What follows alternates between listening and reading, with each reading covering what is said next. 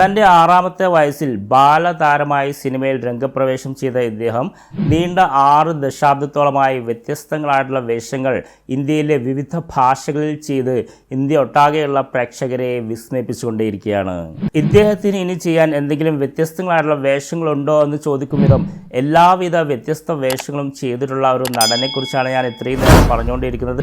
ഇദ്ദേഹം വെറും ഒരു അഭിനേതാവും മാത്രമല്ല, നല്ലൊരു രചയിതാവും സംവിധായകൻ കൂടിയാണ്. ഇദ്ദേഹം പ്രൊഡ്യൂസറാണ്, ഡിസ്ട്രിബ്യൂട്ടറാണ്, ഗാനരചയിതാവാണ്, ഗായകൻ കൂടിയാണ്. അങ്ങനെ സിനിമയിലെ സകല മേഖലകളിലും തൻ്റെ കഴിവ് തെളിയിച്ച് ഒരു സർവകലാവല്ലഭനായിട്ട് കമൽഹാസൻ സാർ മുന്നേറിക്കൊണ്ടിരിക്കുകയാണ്. ഇദ്ദേഹത്തിൻ്റെ ഓരോ സിനിമ വരുമ്പോഴും പുതുതായി എന്തെങ്കിലും അതിലുണ്ടാകുമെന്നുള്ള പ്രതീക്ഷയാണ് ലോകമെമ്പാടുമുള്ള ആരാധകർക്ക്. ഇന്ത്യൻ സിനിമയ്ക്ക് ഒരുപാട് കോൺട്രിബ്യൂഷൻ നൽകിയിട്ടുള്ള ഇദ്ദേഹമാണ് ആദ്യമായിട്ട് പോസ്റ്ററ്റിക് മേക്കപ്പ് ഇന്ത്യയിൽ ഇൻട്രൊഡ്യൂസ് ചെയ്തത്.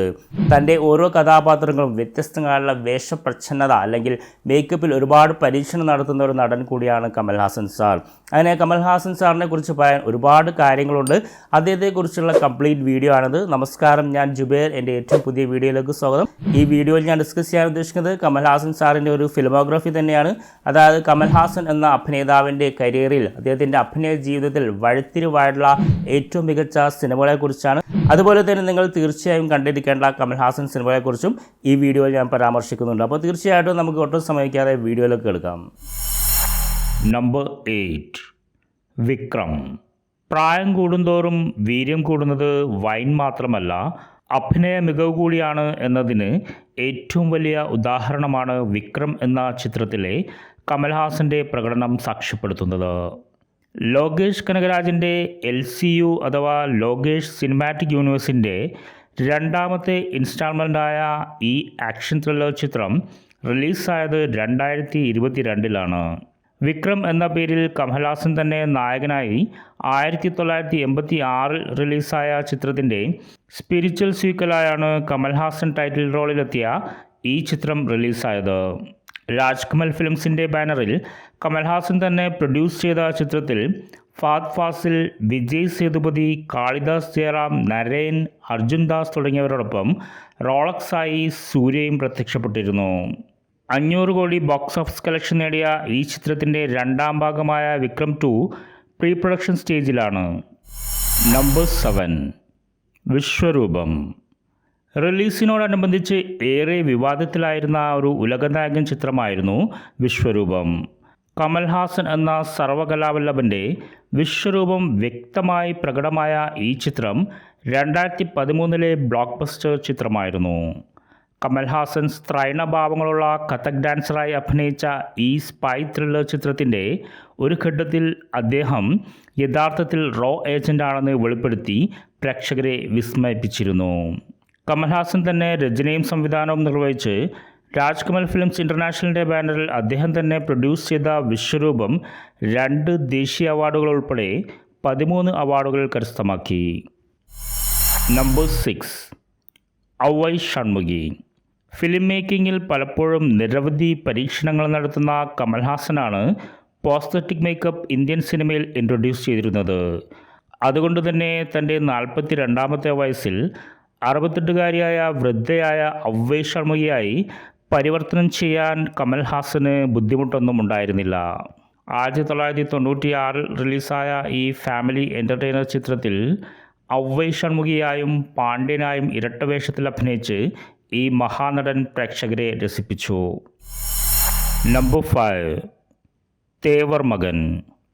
തൻ്റെ കരിയറിൻ്റെ പല ഘട്ടത്തിലും മലയാള സിനിമകളിൽ അഭിനയിച്ചിരുന്ന കമൽഹാസനെ നായകനാക്കി ഭരതൻ എന്ന മലയാളികളുടെ പ്രിയങ്കരനായ സംവിധായകൻ തമിഴിൽ അണിയിച്ചൊരുക്കിയ ക്ലാസിക് ചിത്രമാണ് തേവർ മകൻ.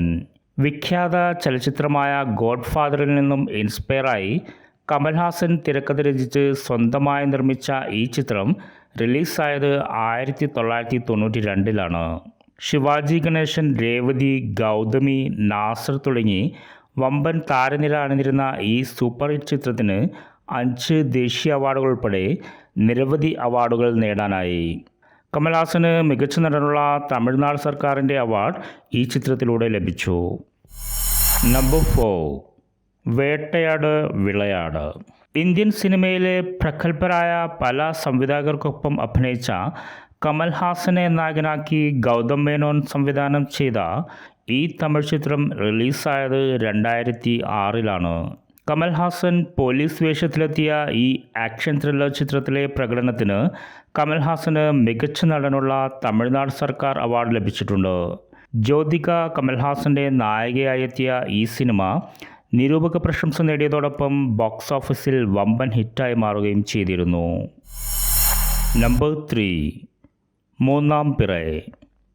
ബാലതാരമായി അരങ്ങേറ്റം കുറിച്ച സിനിമയ്ക്ക് തന്നെ ദേശീയ അവാർഡ് കരസ്ഥമാക്കിയ കമൽഹാസന് ആദ്യമായി നായക നടനായി അഭിനയിച്ചതിന് ദേശീയ അവാർഡ് ലഭിച്ചത് ഈ ചിത്രത്തിലൂടെയാണ്.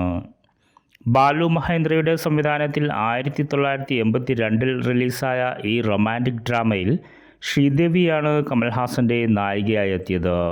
കമൽഹാസൻ്റെ അഭിനയ മികവിന് ഏറെ പ്രശംസ ലഭിച്ച ഈ ചിത്രം ഒരു വർഷത്തോളം തിയേറ്ററുകളിൽ പ്രദർശിപ്പിച്ച സിനിമയായാണ് ചരിത്രം അടയാളപ്പെടുത്തുന്നത്. മൂന്നാം പിറൈ ഇതേ കൂട്ടുകെട്ടിൽ 1983 സദ്മ എന്ന പേരിൽ ഹിന്ദിയിൽ റിലീസ് ചെയ്തു. നമ്പർ 2 നായകൻ. വിശ്വവിഖ്യാത സിനിമയായ ഗോഡ് ഫാദറിനെ ആസ്പദമാക്കി നിരവധി സിനിമകൾ ഇന്ത്യൻ ഭാഷകളിൽ ഇറങ്ങിയിട്ടുണ്ടെങ്കിലും ഒരു മാസ്റ്റർ പീസ് എന്ന് വിളിക്കാവുന്ന നിലവാരത്തിലുള്ള ഗോഡ് ഫാദറിൻ്റെ ഇന്ത്യൻ അഡാപ്റ്റേഷനാണ് നായകൻ. മണിരത്നം എന്ന ക്രാഫ്റ്റ്സ്മാൻ്റെ മികവുറ്റ സംവിധാനത്തിൽ കമൽഹാസൻ എന്ന അഭിനയ ചക്രവർത്തിയുടെ കഴിവ് മുഴുവനും പ്രതിഫലിച്ച സിനിമ കൂടിയാണ് ഈ ചിത്രം. കമൽഹാസന് മികച്ച നടനുള്ള ദേശീയ അവാർഡ് നേടിക്കൊടുത്ത നായകൻ മികച്ച വിദേശ ഭാഷാ ചിത്രത്തിനുള്ള ഇന്ത്യയുടെ ഒഫീഷ്യൽ എൻട്രിയായിരുന്നു. ശരണ്യ, കാർത്തിക, നാസർ തുടങ്ങിയവർ ഉലകനായകനോടൊപ്പം അഭിനയിച്ച ഈ ക്ലാസിക് ചിത്രം റിലീസായത് 1987 നമ്പർ 1 ഇന്ത്യൻ. സിനിമയിൽ എപ്പോഴും പരീക്ഷണങ്ങൾ നടത്തുന്ന കമൽഹാസനും നവീന സാങ്കേതിക വിദ്യകൾ ഇന്ത്യൻ സിനിമയിൽ അവതരിപ്പിക്കുന്ന ശങ്കർ എന്ന ബ്രില്യൻ ഡയറക്ടറും ആദ്യമായി ഒന്നിച്ച ചിത്രമാണ് ഇന്ത്യൻ.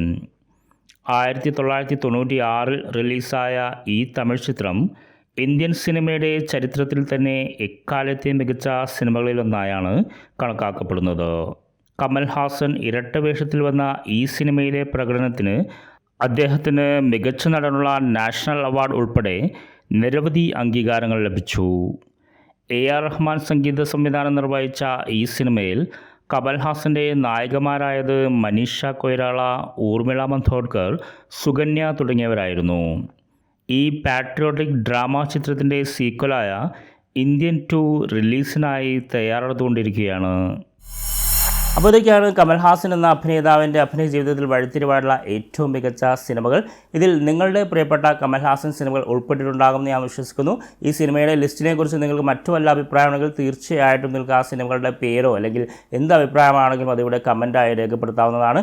ഈ വീഡിയോ നിങ്ങൾക്ക് ഇഷ്ടപ്പെട്ടു എന്ന് വിശ്വസിക്കുന്നു. ഇഷ്ടപ്പെട്ടാൽ ഒന്ന് ലൈക്ക് ചെയ്തേക്കണം, നിങ്ങളുടെ സുഹൃത്തുക്കളുമായി ഒന്ന് ഷെയർ ചെയ്യണം. നിങ്ങൾ ആദ്യമാണ് ഈ ചാനൽ കാണുന്നെങ്കിൽ ഒന്ന് സബ്സ്ക്രൈബ് ചെയ്യണം. കാരണം ഇതുപോലെ ഒരുപാട് ഇൻഫോർമേറ്റീവ് എൻ്റർടൈൻമെൻറ്റ് വീഡിയോസുമായിട്ട് ഞാൻ വീണ്ടും വരുന്നത്. അപ്പോൾ നമുക്ക് അടുത്ത വീഡിയോയിൽ കാണാം. അതുവരെ this is Jubair signing of.